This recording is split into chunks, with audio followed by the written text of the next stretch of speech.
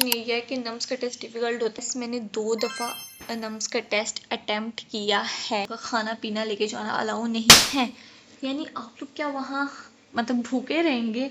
अस्सलाम वालेकुम students, I hope you all are doing well. So students, जिस तरह आप लोग को पता है कि नम्स का टेस्ट जो है हमारे पास उसकी डेट चेंज हो गई थी। 13 सितंबर को आप लोग का नम्स का टेस्ट होगा।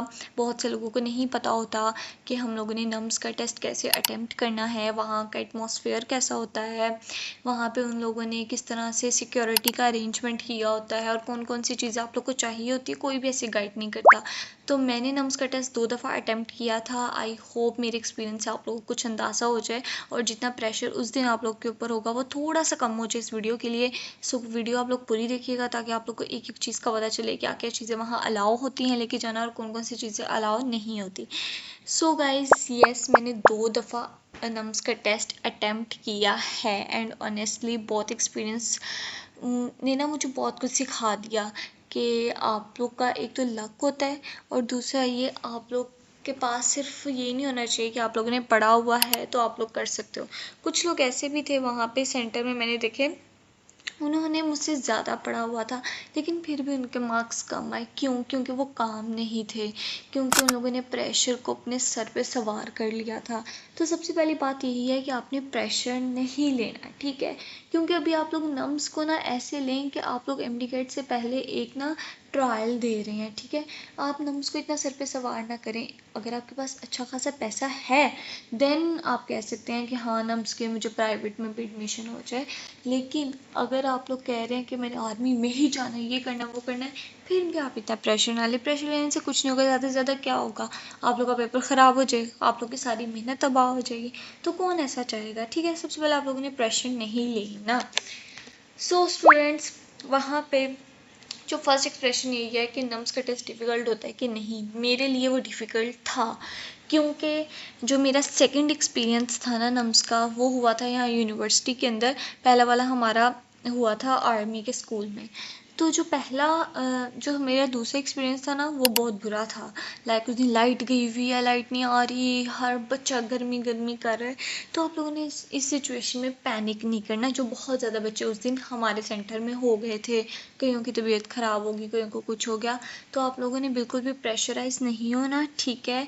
आप लोगों ने काम रहना है, कोई बात नहीं, सबके साथ ही हो रहा है। पेपर मुश्किल आया था पिछली दफ़ा नम्स का ना, जब मैंने दिया था पिछले से पिछले साल, और उससे पिछले साल थोड़ा आसान आया था।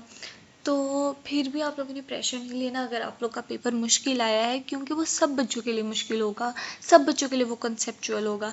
तो आप लोगों ने ये नहीं सोचना अगर ये एमसीक्यूज़ मेरा गलत हो गया तो क्या हो जाएगा। कोई बात नहीं, सबका ही एक जैसा ही पेपर हो रहा होता है। बस ये कुछ बच्चे अपने सर पे सवार कर लेते हैं, अपनी तबीयत ख़राब कर लेते हैं, और कुछ बच्चे उसी माहौल में रह के बहुत अच्छा परफॉर्म कर जाते हैं, ठीक है? फिर उसके बाद ये कि जब हम सेंटर पहुँचे, अभी तो मैंने आप लोग को एग्ज़ाम के बारे में बताया ना, अब वहाँ पे आप लोग को करना क्या क्या होता है। जब हम एग्ज़ाम सेंटर पहुँचे, उन्होंने हमारी अच्छे से चेकिंग की, आईडी कार्ड्स चेक किए, आप लोग का अगर आईडी कार्ड नहीं बना हुआ तो स्मार्ट कार्ड चेक किया। फिर उसके बाद उन्होंने हमें एक बस में बिठा दिया जो स्कूल की थी, और उन्होंने कहा यहाँ से आप, ये मेरा फ़र्स्ट टाइम वाला एक्सपीरियंस है कि हम लोग वहाँ से फिर अंदर स्कूल के गए और वहाँ पे हमें उन्होंने सेंटर में छोड़ा।